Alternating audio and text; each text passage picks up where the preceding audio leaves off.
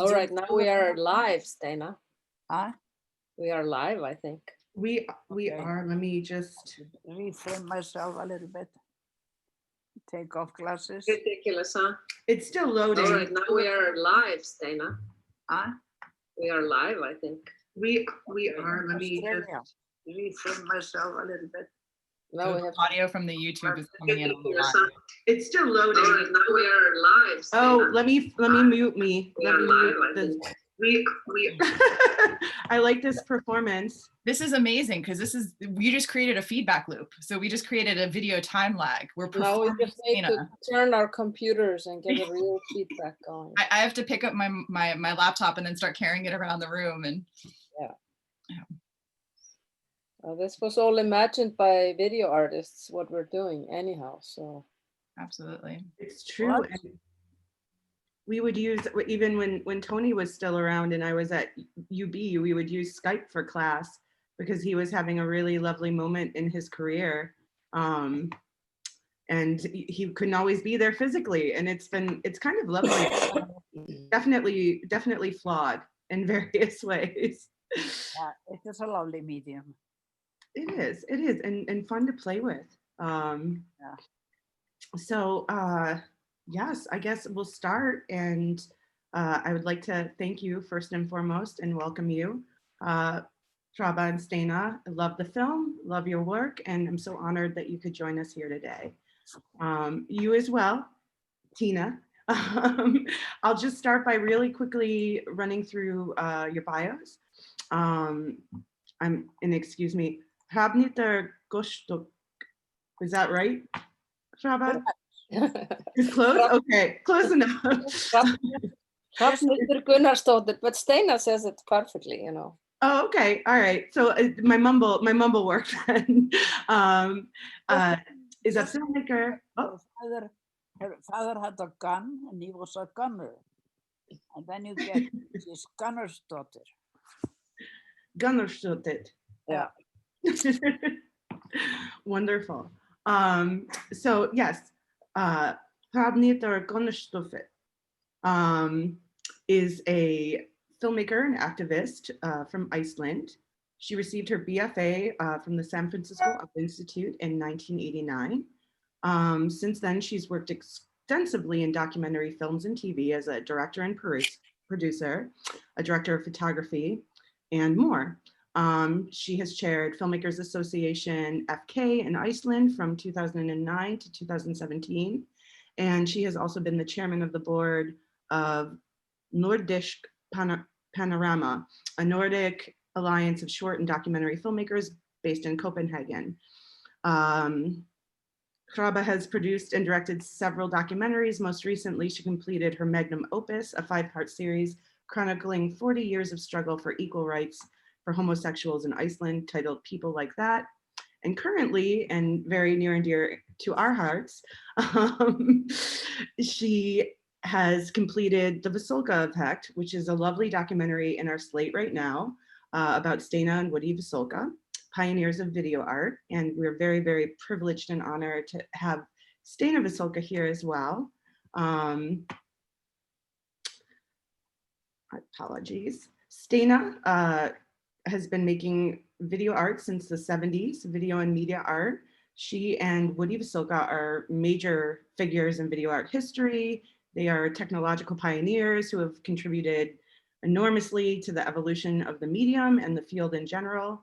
Their technological investigations into analog and digital processes and their development of electronic imaging tools beginning in the 70s placed them among primary architects of an expressive electronic vocabulary of image making. We're very, very honored to have Steina here today as well. And finally, but certainly not least, we have Dr. Tina Rivers Ryan, who is an assistant curator at the Albright Knox Art Gallery here in Buffalo, New York. She's had many wonderful exhibitions throughout her career, including one on Aria Dean, as well as Tony Conrad, Completely in the Present, alongside Colleen Chafee. Previously, she worked in the Modern and Contemporary Department at the Metropolitan Museum of Art, and she has also held internships at MoMA PS1, the New Museum in ICA Boston, She's an art historian by training, and she's taught courses on contemporary art at Columbia, at Pratt, at the Museum of Modern Art, as well as here in Buffalo at in the art department, correct? Her writing has appeared in numerous magazines, including Art Forum and Art in America. We're very, very honored to have you here as well, Tina. Thank you for coming. If I can just maybe start by asking Hraba a few questions. The film is, again, fantastic. It's a really lovely kind of introduction to not just Steina and Woody as human beings, as curious, playful, delightful human beings, I might add, who have had a very storied history and interactions with innumerable artists and creatives throughout their many years working all over the globe. What drew you to this project in the first place? Why did you want to make a documentary about their work? Good question. Well, it's kind of a long story, but I'll try to make it short. I studied in California in the 80s, and it was, and I was studying photography and filmmaking, and for some reason, all my teachers assumed that I was going to be a video artist, and I couldn't understand why. And then they said, well, you know, don't you know Steina? And I was like, Steina who? And then they said, oh, Steina. And then I got to know her work. And then through this interesting initiative in California called New American Makers, I ended up meeting Steina. And, you know, and Steina is irresistible, as most of you know. And then I was kind of appalled that nobody knew about her work in Iceland. And I did a small documentary for TV here in Iceland in 1992. And then when I was traveling through New Mexico in 2013, I saw those two struggling with their catalog of work, trying to figure out how to archive it, how to preserve the work for future generations. And they were also struggling financially. And I thought, well, this is a good time to film, you know. And I got a small grant for script writing, and I came back in 2014 with my favorite soundman, Árni Ben, who is a former Sugar Cubes producer. And it was for Steina and him, you know, love at kind of second sight, because Steina had actually met him when he was, I think, about 3 months old, when she held him in diapers. And so it was a lovely little story when we all met again. And I have been doing documentary for a long time, and of course my heart is very warm for, you know, video art, and it's in my interest. And you know, everybody was like, "Oh, you can't finance a documentary about video art. This is totally crazy." And so they were like laughing at us in Toronto when we pitched the project. But I got a great Icelandic producer, and we got the film made with a lot of European money, got a lot of support. We also did a co-production with the Czech Republic. Obviously, Iceland and the Czech Republic have interests in claiming ownership of these two, although they are an American phenomena. Yeah, so this is how we ended up making the film. Yeah, but I think that you were gonna make a documentary about me. First of Yes. all, what about me? Yeah. And Yeah. she started to just zoom in on me and just say, and I said, why don't you talk to Woody?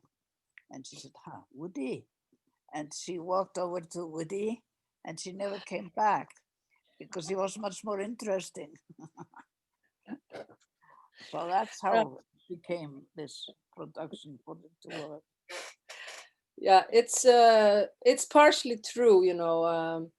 I was gonna try to, you know, just make a documentary about Steina, but it became clear that it would be really hard to cut the Vasulkas in two, because I don't know where one began and the other one ended.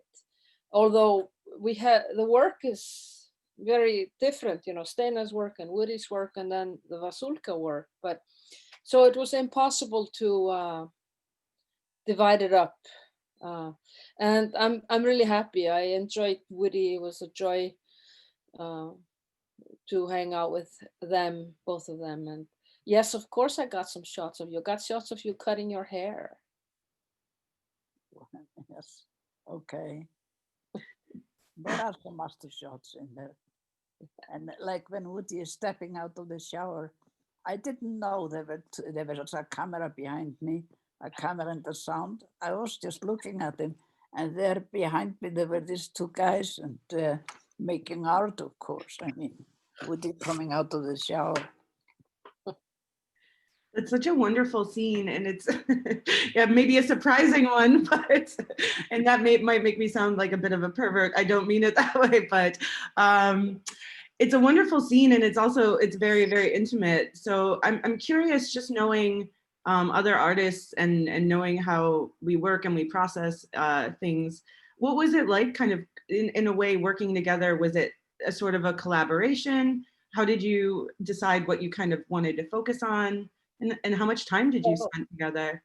Well, it took 5 years to make the film, and I wrote a script, and in the script, you know, they were struggling financially, and they were struggling with where to put their archival stuff.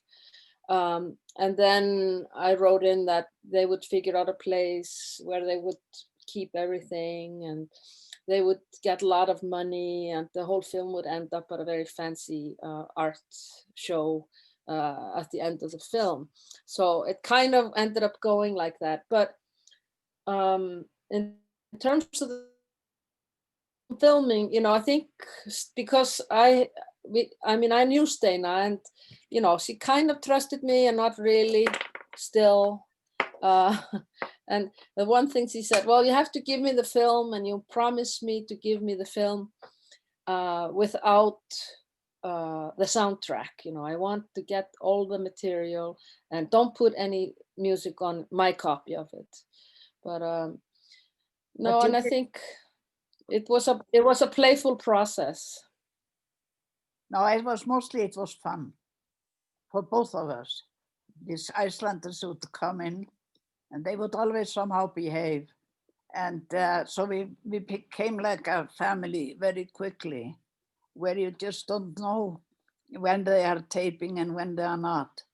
And that makes for the kind of spontaneity that we are not playing for the camera, except like Woody when he's really playing for the camera and talking with himself on the monitor. That is a typical setup, right? Yeah. No, I mean,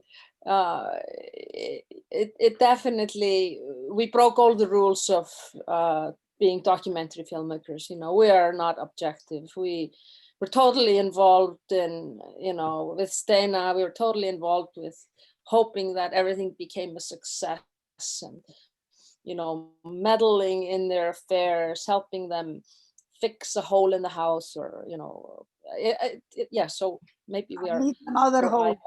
Filmmaker. Oh, remember, there was a mouse that got in the house, and I lectured.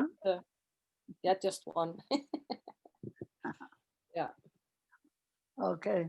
That's interesting. So when you say that you kind of scripted this at least in terms of art value, success, sort of Pygmalion ending, was the trajectory already moving that way, that the work was going to be kind of protected and stewarded by major spaces in Iceland? And I mean, like, was the ending already there, or do you feel yeah, in the end? In the end, when, yeah, well, without giving too much away, not to spoil, people are still watching, but the success, the happiness of the success at the end, if 5 years ago, is that kind of how it looked like it was going to go, or was that I had no idea, you know, my biggest fear was that Woody would die in the middle of it. And no, I had no idea how it would turn out. There were little signs that I thought I saw, and and then of course, because I'm a witch, I made it all happen. Well, good. I'm glad that we cleared that up. Well, it's when you make a film, it's like the camera always affects whatever you're filming. And I don't know, sometimes it's bad, but most of the time something ends up happening because of the camera. So yeah, no, I could, hopefully, I see that. yeah. So let me see here. There are so many amazing pieces in this film, like so many, spanning the entire career. And I know it's far from anything, or far from everything, because Steina and Woody are so prolific and they created so much work throughout the years. How did you two decide what pieces you'd focus on in the film? I mean, some of them are iconic and well-known and loved pieces, but yeah, how did you curate your selections? There's just so many amazing things that you Yeah. could have choose and did. Yeah, it was a nightmare. And it's the art went in really towards the end. And I guess I kind of selfishly chose art pieces that I also knew myself. I am also I'm not a specialist. I'm not an art historian. And I chose pieces that I liked and that I had heard about also throughout the years in the community of video makers in California, because I had been involved with a lot of them back in the 80s. And then also I chose pieces that somehow marked a change for them, like some of Steina's installation work. Of course, I think I asked Steina for advice at some point, but it was extremely hard. And if the film has been criticized for not having enough art in it, and I could have made the 3-hour film easily, but as we and Steina have often had this talk about how, as a documentary filmmaker, you're always constrained by some artificial time. If I'm going to go for broadcast at this TV station, it has to be 58 minutes. Festival usually is good at about 75, 80-minute film. 90 is good also. So all these things are, restrain you as a documentary filmmaker. And yeah, so that, I hope that answers your questions. If I can just jump in here as the resident art historian on this panel, the anointed art historian. Yes. Despite the fact that there aren't, maybe as many clips of the video works as apparently some people would have liked to have seen, I do think it's the case that your film does an excellent job of helping people understand the crux, the core of their project as artists. And you and I have talked about this before, but there's this incredible moment in the film, and I wrote it down and I'm gonna read it, where Steina is speaking and she says, while a clip of Feedback Evolution, a project from 1969, is behind, she says, "We had processing amplifiers and sync generators, and none of our colleagues did that. And that was why everybody concluded that we were not artists, we were techies." Right? Yeah. So without getting too much into the history of video art, for a long time, artists like Steina and Woody, and Dan Sandin and Namjoon Paik and Eric Siegel, so these other artists that we see in your film, they were signal processing. They were hacking together their own hardware systems to alter video's electronic signals. And for a long time, that kind of work was seen as not the most compelling of the kind of video art that was made in the 60s and 70s for reasons that I won't get into now. But I think that in this moment now, in our contemporary moment, when media technologies have become so influential in how we see the world, we are more and more sort of open to this kind of work, and we understand its importance, right? This importance of really getting into the technology and getting your hands dirty in it, and hacking these media machines, and trying to change how they work, and therefore change how we see the world. So I just want to thank you for that, because I do think your film does a great job of characterizing that. And now, as the art historian on the panel, and also as a curator at the Albright Knox in Buffalo, as Anna mentioned, I do want to ask Steina a question about one of her projects in specific, which is this project All Vision from 1978. So we see this at two moments in your film. We see it in their studio at home, sort of archival footage.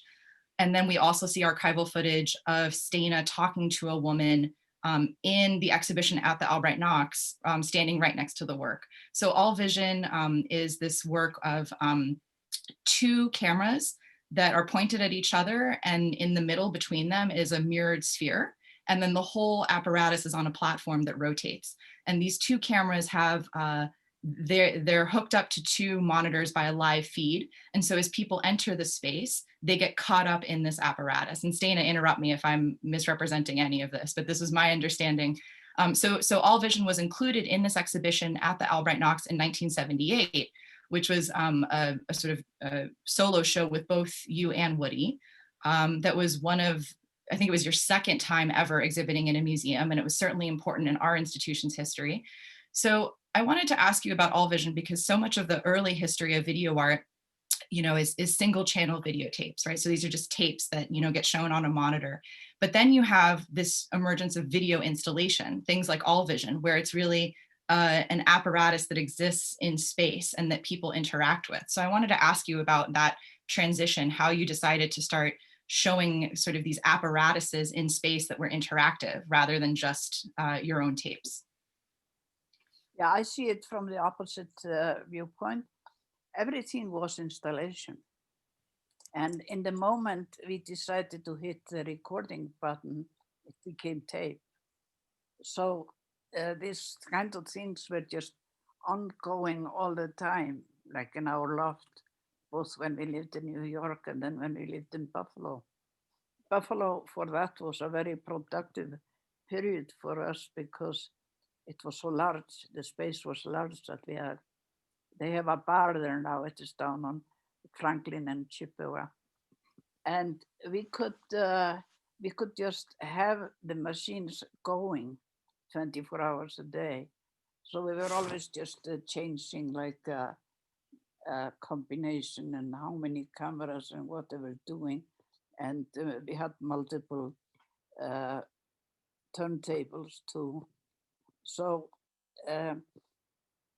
the idea of, I used to call it machine performance, but then we just exported it.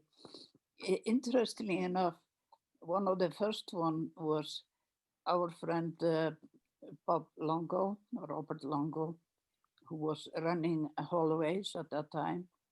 He asked if he could show it. They were going to open hallways and they wanted to have it open up as some kind of installation.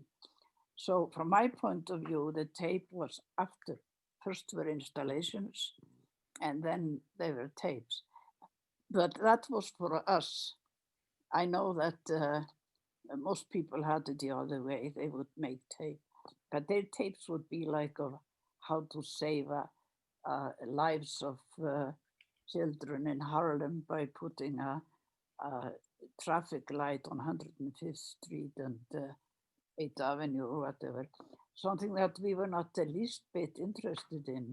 Not that we didn't want to save kids, but we thought that video was much more noble than this kind of social actions. But that's just personal opinion. So I love your answer, because this notion of machine performance really emphasizes the importance of movement in your work. And for me, that's one of the reasons why your work privileges installation, right? Is because movement is always so central. So we see this throughout the documentary. We have the violin power piece. We have Somersault from 1981. We have the more recent piece, the Tusku Dance from 2015. So whether we're seeing you performing on your violin or you sort of performing with a camera and the camera rotating around, or we see this montage of footage of sort of ecstatic naked dancers. There's so much movement. And I would say even in the abstract videos, so even in something like Borealis from 1992, the pattern there of the water moving, the thrusting, that is also a kind of performance, like nature is performing for you.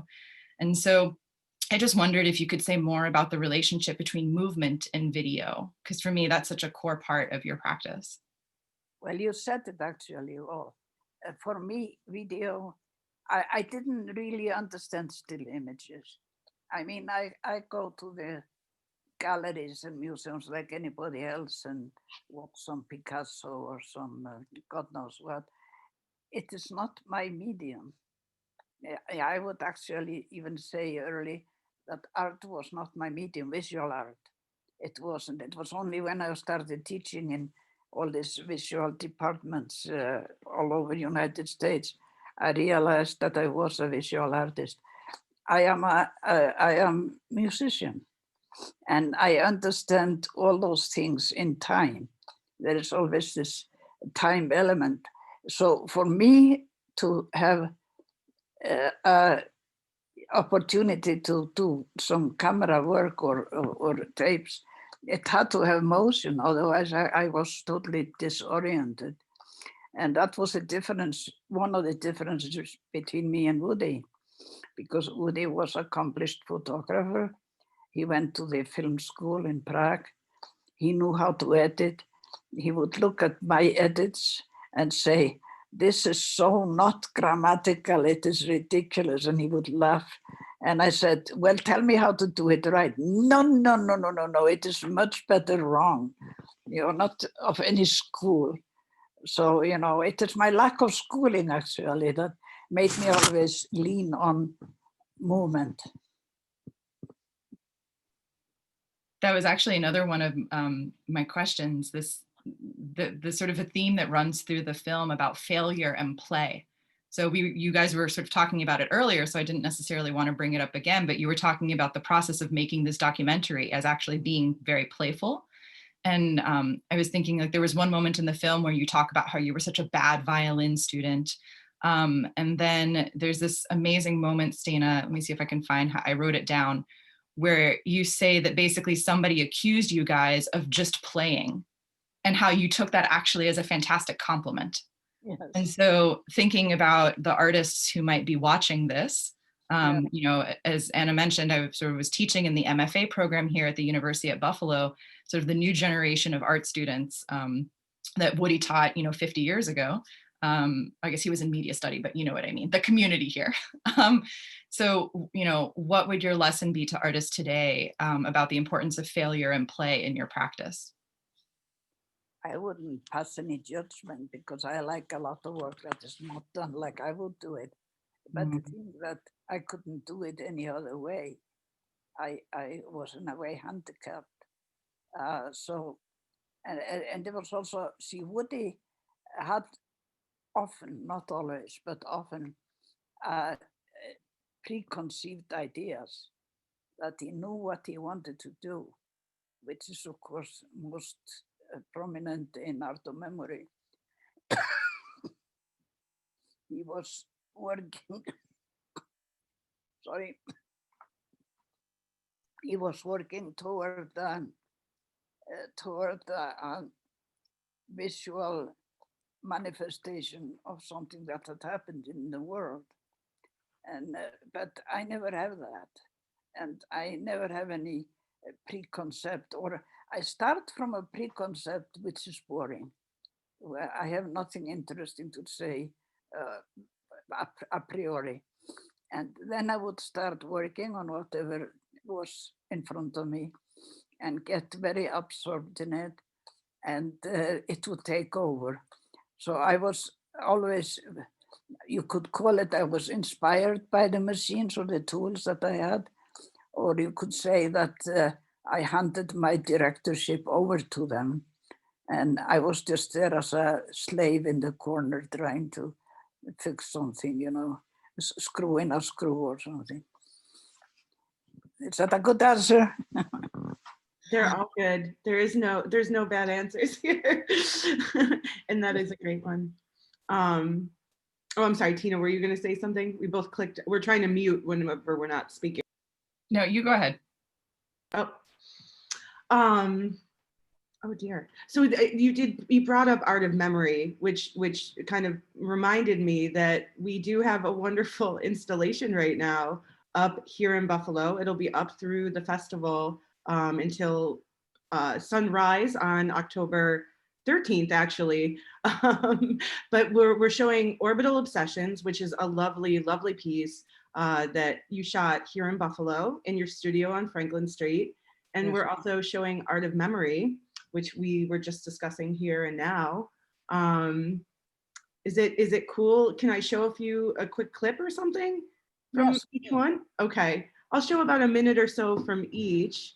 And then maybe we can talk about them just a tiny bit and also talk about Buffalo a little bit more. There are a couple questions coming in from the audience, and not surprisingly, a lot of them are about Buffalo for you, Hrava, and for you as well, Steina. So hold one moment. Let me just pull these up and get a nice little screen share here. See if we can get some recursive imagery. While you're doing this, Anna, I will say that I loved in the documentary, Steina, how you complain about the snow in Buffalo, that you're like, Buffalo is great except for the snow. So I have to tell you that, you know, unfortunately, because of global warming, the snow is not as bad now as it was in the 70s. So. Yeah, we fled too early. Yeah. Well, in all fairness, it could get worse too. It's pretty unpredictable. Accelerated climate change can go in very strange directions. We might have another ice age on our hands for all we know. But before we have another ice age, let's go into the studio where it's warm and full of all sorts of equipment and monitors. So this is a small excerpt from the piece about half or third of the way in.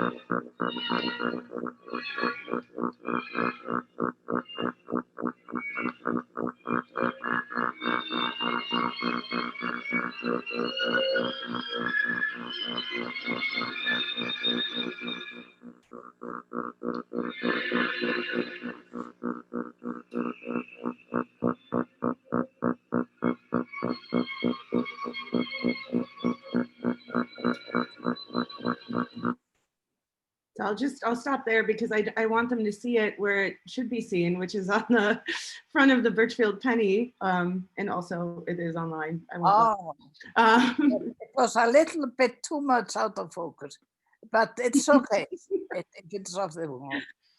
No, well, but it's a typical sample of I have set up machines that are doing something, and then I know that I don't have time. If I'm gonna be moving in there, I cannot see really what I'm doing. So the taping is just so I can look back at it and see what I did. And what I did when I stretch one hand, of course, I'm stretching both hands, and it's kind of adventures, you know, deep adventures.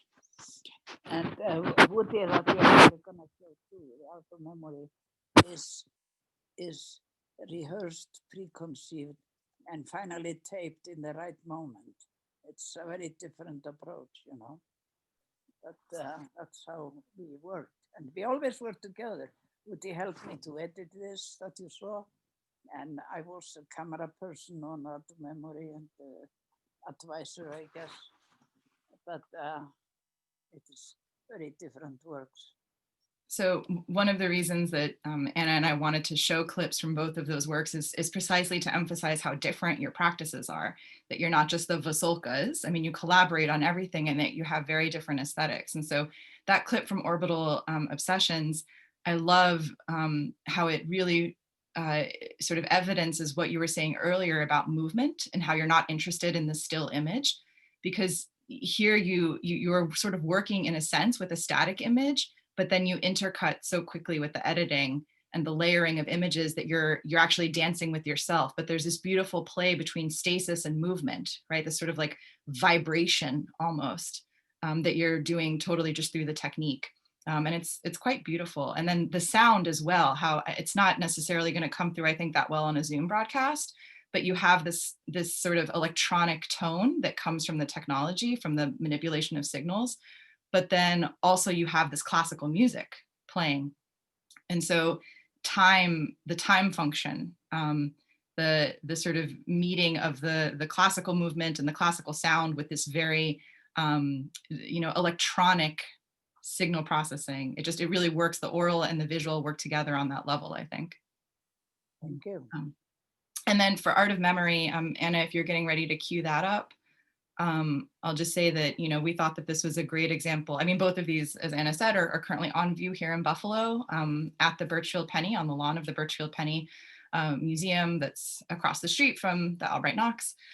But, this is such a great example of Woody's interest, I think, words like narrative and symbolism seem a little too heavy maybe, but yeah, you can just see the difference, I think, in these clips. And you can also see his sort of training as a filmmaker, which is discussed in the documentary, right? His sort of early training as a filmmaker. He thinks more like a filmmaker, I think. And you think more like a musician. That's correct. Sorry.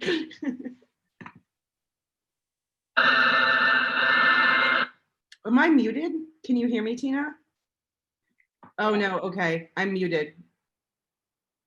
One moment. Oh, I'm not muted. Okay. Sorry about that. Sorry, I was muted trying to tell you that you're not muted. Performing failure for our audience. Welcome. Here we go. Oh no, where did you go, Woody?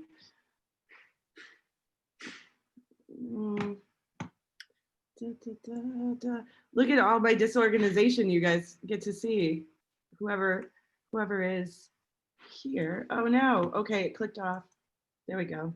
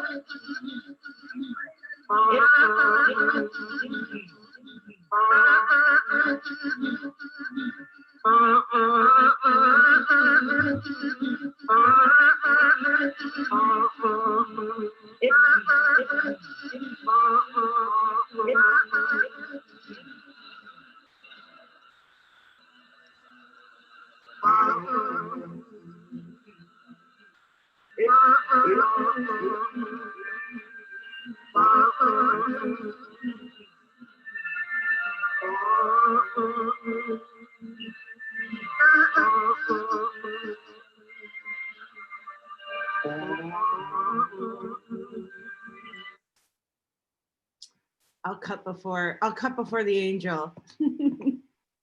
So, Hrabak, can I actually jump in and ask you a question now?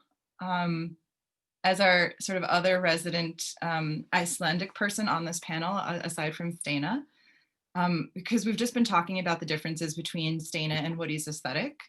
And I would love to hear more from you as an Icelander about the relationship between Steina's art and Iceland. And there's this wonderful moment in the documentary when you're interviewing Kristín Scheving, and Yes. she talks about how she discovered Steina's work in an exhibition at ZKM in Karlsruhe when she was there, and how she watched it and it just made her so profoundly homesick. And that was before she knew that Steina was from Iceland.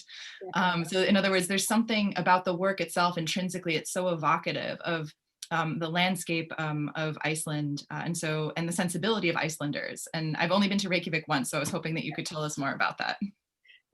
Well, I think it was Steina who said, that she finds the people of Iceland a lot less interesting than nature. But it's quite amazing because I think it's a point of departure for what I've seen with Steina to use the landscape. It lends itself perfectly. I mean, like Borealis is such an incredible installation, so powerful and so close to actually being in nature, and then it's all electronic. So it's such an amazing piece in that sense. But it's also part of the playfulness of Steina, to take, I mean, just also looking now at out of memory, I was reminded how there's lots of shots of Iceland in there. And in the old interview I did with Steina, she talked about how she enjoyed blending together the two landscapes of New Mexico and Iceland. So I think Steina needs to come out of the closet as a landscape artist, and yeah, I try to not do that. Sorry, I blew your cover. Yeah, but I remember the first time I showed Borealis, it was in that basement of in Iceland of the National Gallery, and a friend of mine, of course Icelandic, went in there to see it, and she came out kind of totally white in her face, and she said, "I got sick. I felt I was falling on the floor." And I was so pleased. I said, it worked, because you are not supposed to look at Icelandic landscape and not be a little bit sick or altered state of consciousness or whatever you want to call it. It's that powerful. Yeah. And I also told you, Rappa, you forgot, that I always say that being Icelandic is an incurable disease. Exactly. And that's, I think, where me and Steina connect, it's also the experience of being a foreigner in America. Yeah. You have like this deep longing for home. I think Steina is now 80 years old, and I think she still has those feelings, and when I talked to her, in some of the interviews, she was describing nature, it's one particular description that never leaves my mind. She was talking about the sound of there's one bird called loa, which I'm not sure what it is in English. It's and spoe, and to listen to those bird sounds in a very particular weather pattern, which is when you have very soft rain and you hear these long sounds and you smell the rain. So it's like Steina says, it's a incurable disease, and it's like your navel cord gets shorter and shorter by the time you know, the longer you stay, the shorter the cord, and you become stiffer. And it's the kind of thing that is not relieved until you go there, because I think being immigrants, or, you know, because I was kind of an immigrant in the United States for a while, it just doesn't leave. It doesn't change. But I also love Steina's hacking mind. You know, there were a couple of surprises, you know, because, you know, like I said, I'm not an expert in video art. I'm a fan of Steina's and Woody's work, most of it. But the never-ending hacking mentality is so wonderful. I remember bringing in a camera that was like a 360-degree camera I had bought for $200. And it took Steina like 5 minutes to pick up the camera and ask me where we could put a signal into it to try to change it somehow, you know. And it was like, I had never even thought about it, you know. And it came so natural to Steina to try to hack the object into something else. And that's what I've always loved about them.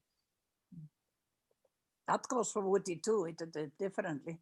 Woody called it the objectification of an image.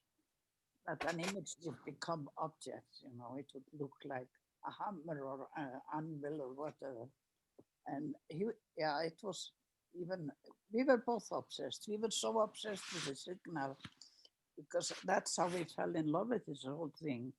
And the filmmakers would come and say, why are you even looking at this video picture? It has no resolution. It's out of focus. It's only black and white. Because I thought it was black and white. And we would try to explain to them, it's the magic. It is the signal. It is the ultimate magic. And we were right. We won. You won. It's like I said, you know, filmmaking is dead and now video rules everything. So, you know, Steina, you won. Yes. So but when we were in Buffalo, the faculty, we had Hollis Frampton, Paul Sharits, and Tony Conrad.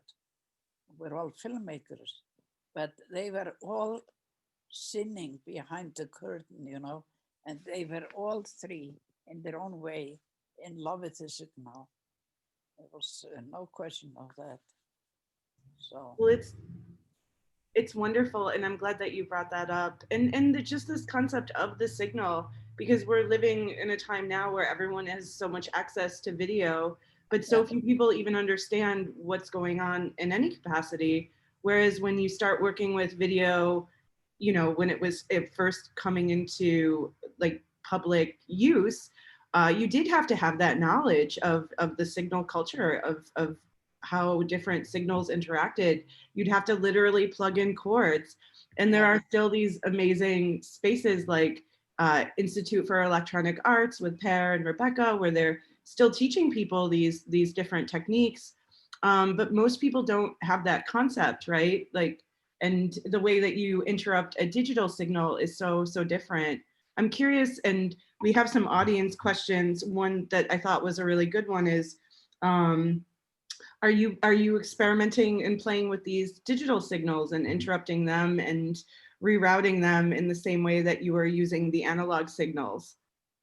not in the same way, but of course, digital is very suited for altering and changes, that you can just take one hue like red and change it to blue and nothing else in the picture changing.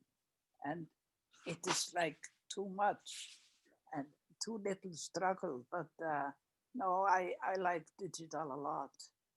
And it improves very often the analog. There is a way to get it sharper and seemingly high resolution.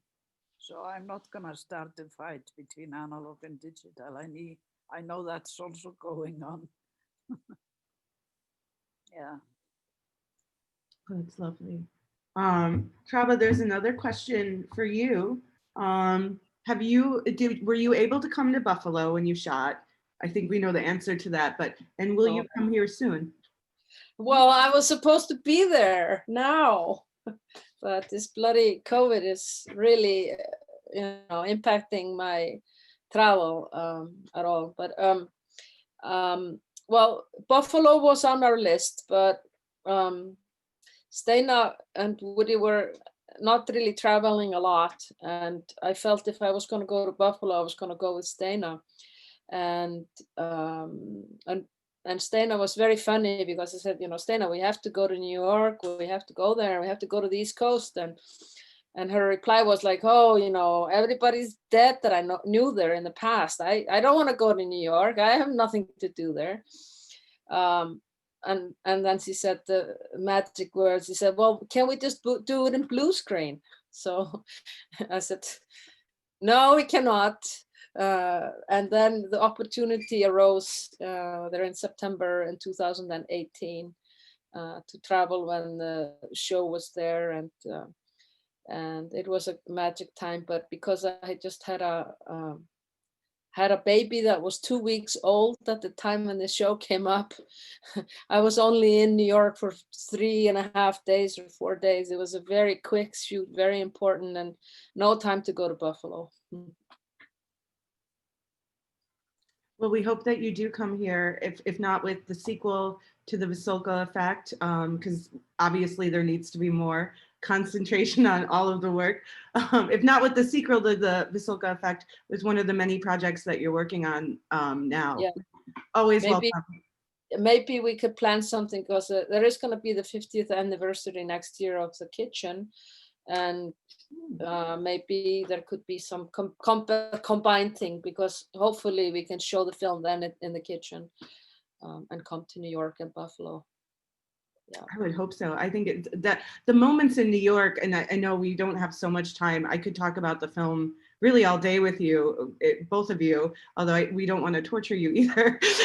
But so, it's so fantastic, the use of these archival moments when Steina, when you were learning video and really starting to lean into it as a maker, just kind of seeing I don't know, everyone kind of at play, all your friends, these artists, these musicians.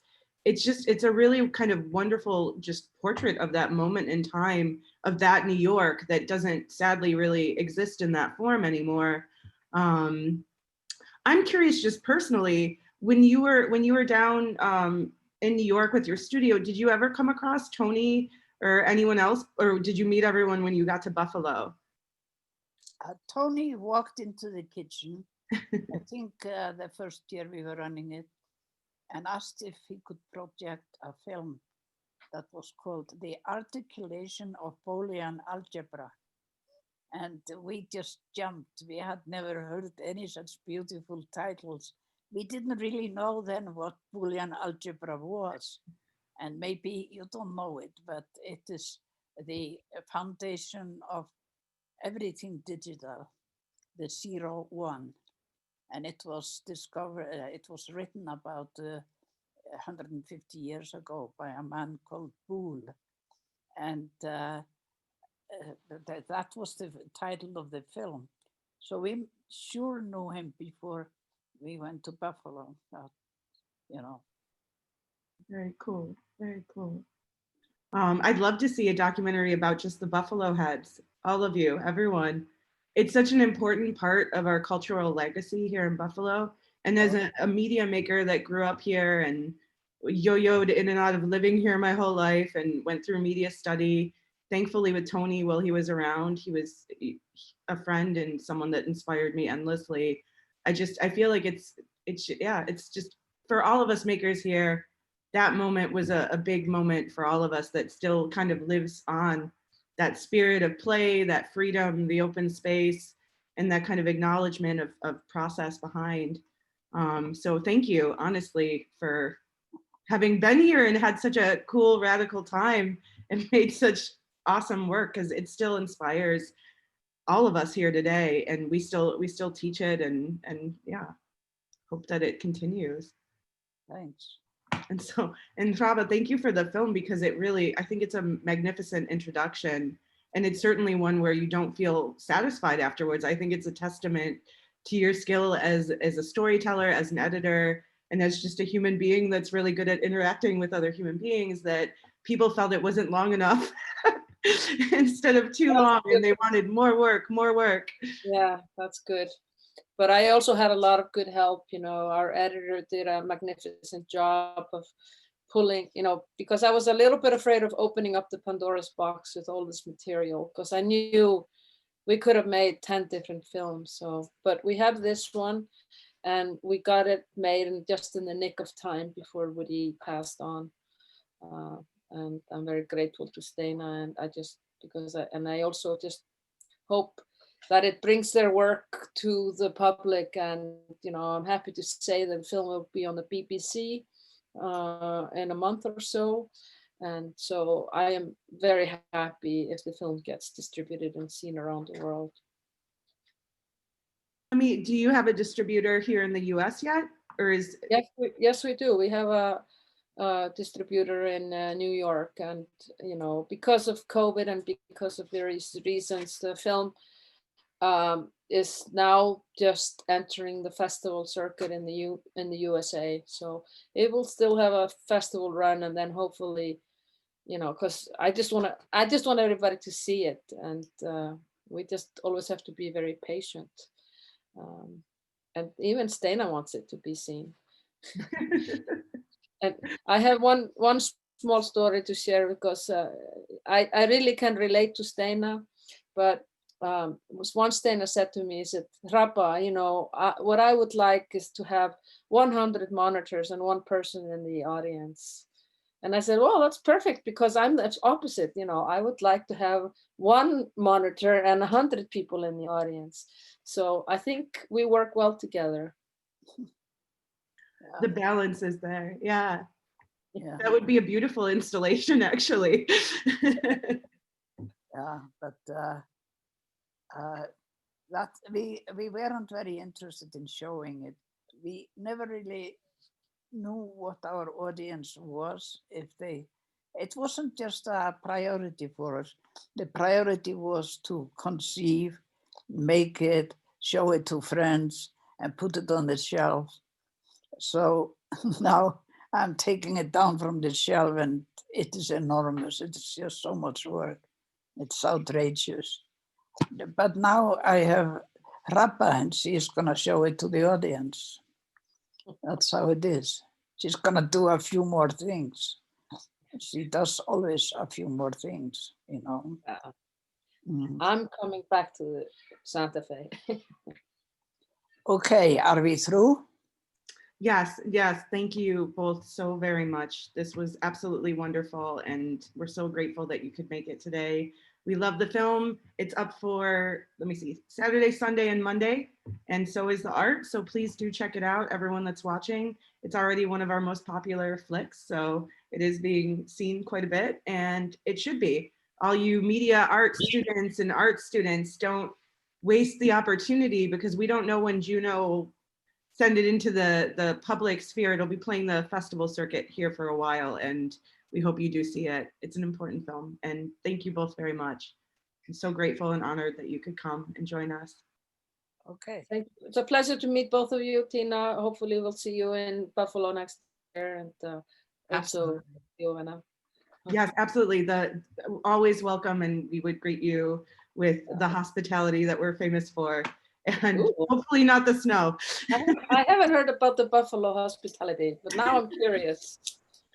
Well, I mean, you come stay at my house. I'll feed you all the food that you can eat.